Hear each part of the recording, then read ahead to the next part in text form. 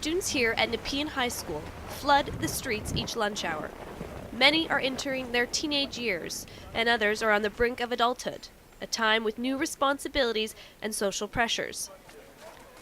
These high school students have one mandatory sex ed class, but in the new sex ed curriculum proposed by Ontario Premier Kathleen Wynne, students will be introduced to these topics in elementary school.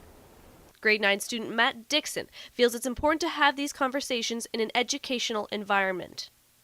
It makes sense to learn about it in school when you're learning facts, not fiction, and you're learning from teachers who have all those facts and people who are experienced in that kind of thing and know what they're talking about, as opposed to learning it from friends who might have their own opinions.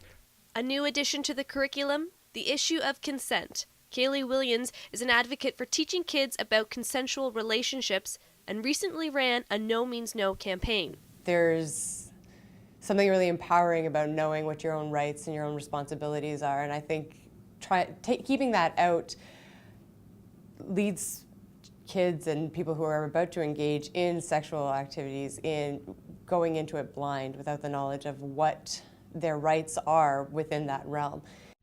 For those strongly opposed to the decision, the call to include healthy relationships and the topic of consent is merely a smokescreen. Joanne Brownrigg is a lobbyist at Campaign Life Coalition in Ottawa.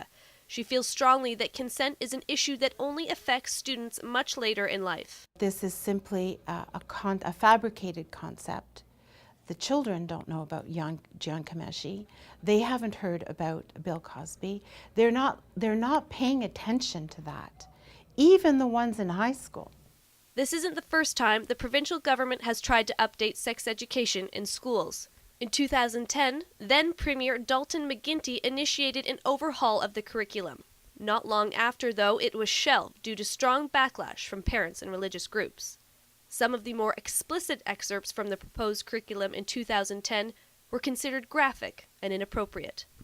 Religious activists like Brownrigg are concerned it's the same curriculum, different premier. Push from the other side of the argument insists that issues like cyberbullying and sexting must be addressed for students living in a technology-driven world. The curriculum was last updated in 1998, almost 2 decades ago now.